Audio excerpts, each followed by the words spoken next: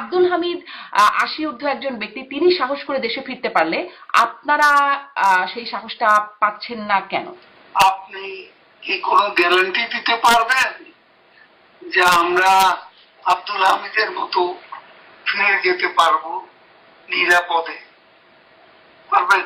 আমি তো পারবো না। আব্দুল হামিদ কি সেই গ্যারান্টিটা পেয়েছিলেন? আমি আপনাকে বলি, ৭১ টিভির যে প্রধান ব্যক্তি মোজাম্মেল বাবু, সে ক্যান্সারে আক্রান্ত না?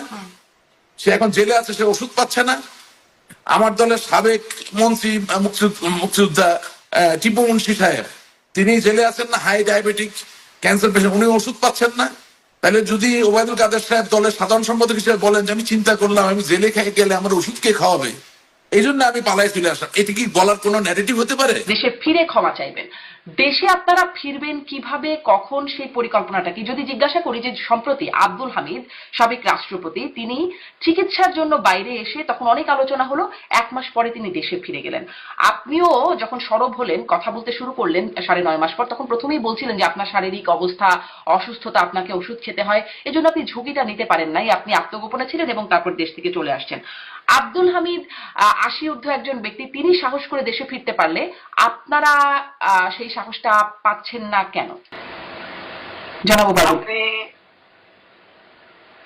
ইউনূস সরকারের পক্ষ থেকে আপনি কি কোনো গ্যারান্টি দিতে পারবেন যে আমরা আব্দুল হামিদের মতো ফিরে যেতে পারবো নিরাপদে? পারবেন? আমি তো পারবো না। আব্দুল হামিদ কি সেই গ্যারান্টিটা পেয়েছিলেন? যা পারবেন না তা বলেন। মানে আব্দুল হামিদ কি সেই গ্যারান্টি পেয়েছিলেন? আব্দুল হামিদের সাথে এটা মিলিয়ে গেলাম, এটা আপনিও বুঝেন আমিও বুঝি না, আমি একদম।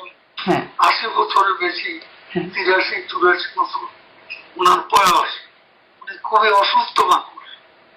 এখন ওনার সাথে আজকে তোফায়েল আহমদ, আমাদের একসময় ডাক সাইডে নেতা, তিনি আজকে স্মৃতিশক্তিও হারিয়ে ফেলেছেন, একদম বিছানায় শুয়ে আছে। তো এদের সাথে তুলনা করে তোলা,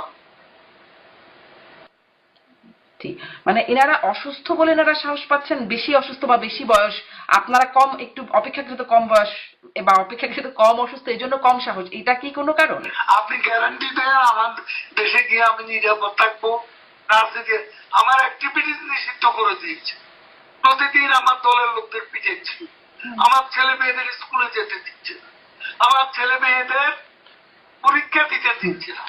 কি যে অত্যাচার, কি যে নিপীড়ন!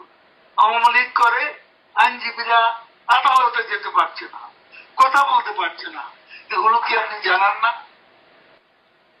জি, আওয়ামী লীগের উপর নির্যাতন হয়েছে, সেটা আমরা দেখেছি, কিন্তু এই গ্যারান্টিটা আপনারা কে দেবে আপনাদেরকে? হচ্ছে জি, এই ইটস এ কন্টিনিউয়াস এজেন্ডা।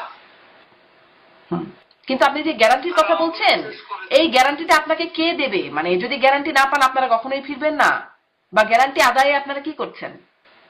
আমরা সেটা করে নেব।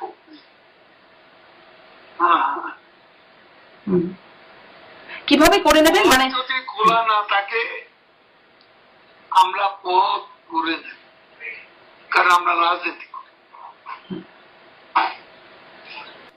সেই পথটা কিভাবে করে নেবেন? আপনি একটা ইন্টারভিউতে, ব্যাপার আপনাকে, আচ্ছা, আপনারা কৌশলও বলবেন না। আমি আপনাকে বলি,